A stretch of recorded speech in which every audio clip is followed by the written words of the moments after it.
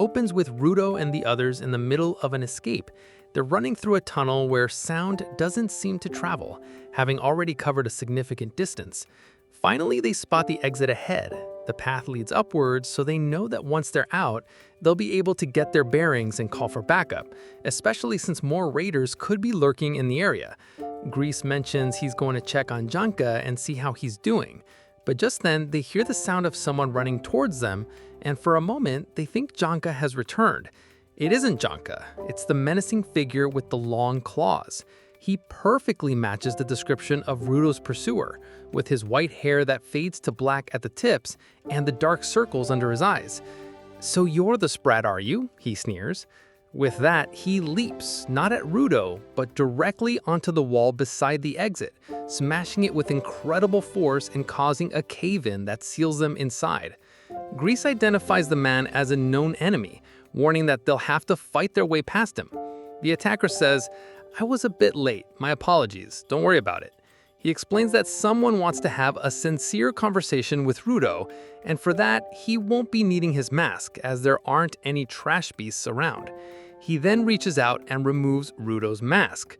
Rudo immediately asks what happened to Janka. The man replies, "Oh, that fellow with the terrible attitude? Yes, he was a minor nuisance. Usually, I'm quite gentle with strong opponents.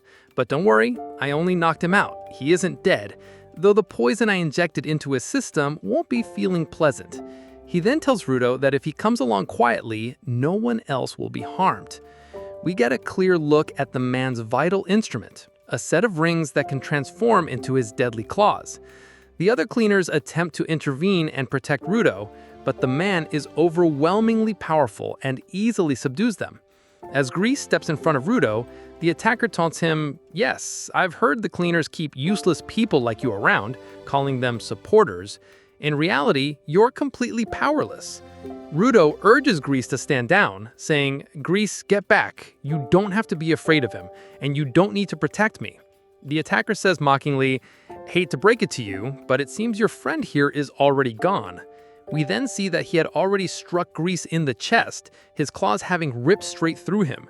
The talisman that Grease always carries shatters into pieces and begins to fall towards the ground. Seeing this unfold, Rudo is hit with a devastating memory of Regto, whom he also failed to save. The situation feels horrifically familiar. After the encouraging heart-to-heart conversation he'd had with Grease just the night before, he finds himself plunged back into that same state of helplessness. We flash back to a scene from the past.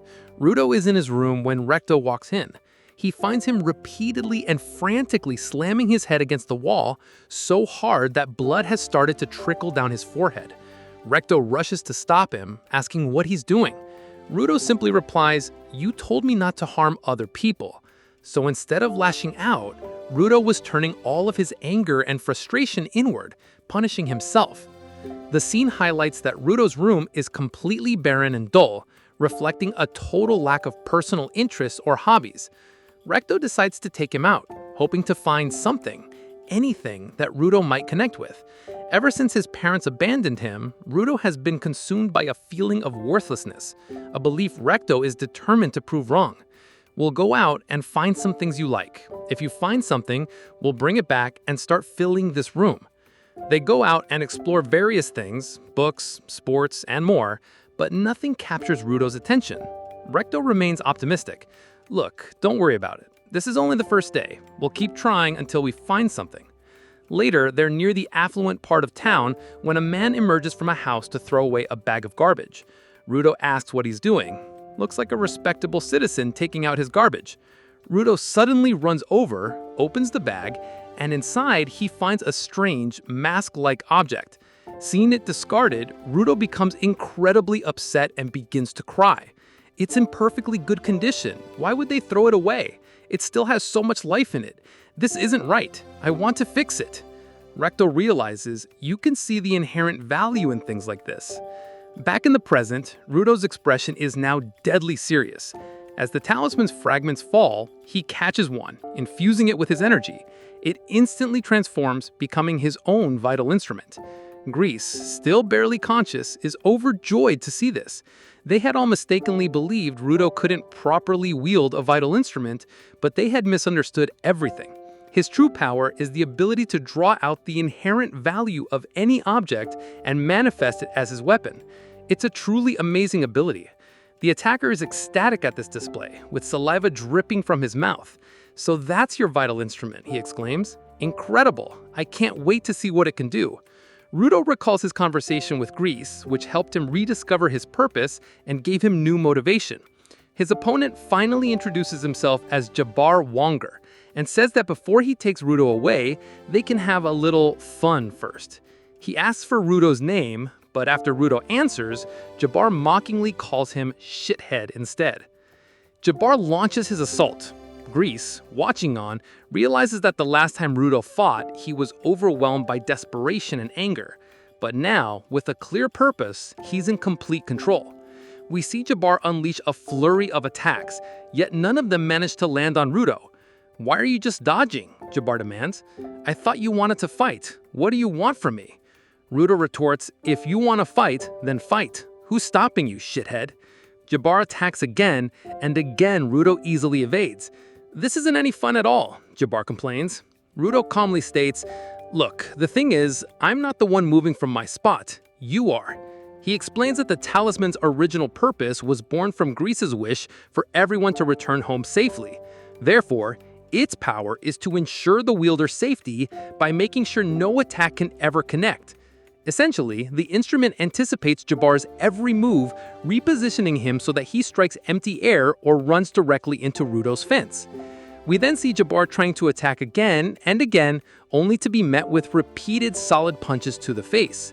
"It's like this game is rigged against me," Jabbar says, "but I'll keep trying." He continues his assault, but with every attempt, he just gets hit again.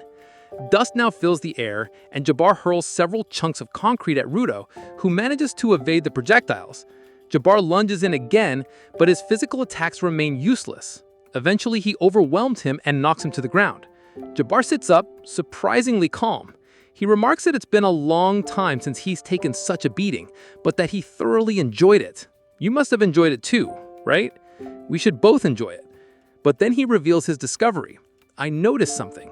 Your vital instrument only seems to affect living things. It can't stop inanimate objects. When I threw those concrete blocks, your power didn't stop them, but it stops my body every time." Jabbar has found a loophole. He explains that his own vital instrument, Menkira, secretes a neurotoxin from his right claw, and then shockingly injects this poison into his own body. The poison ravages his system, slowing his heartbeat to the point that Rudo's instrument will no longer register him as a living threat, thus disabling its automatic defense. He's found a way to hack the ability. Even if he loses consciousness, his body can fight on instinct. Jabbar momentarily falters, but when he snaps back to his senses, he has become a truly dangerous berserk force, tearing up the very ground around him. And that's where the episode ends. If you like this video, leave a like and subscribe if you're new to the channel. I'll see you in the next one. Goodbye.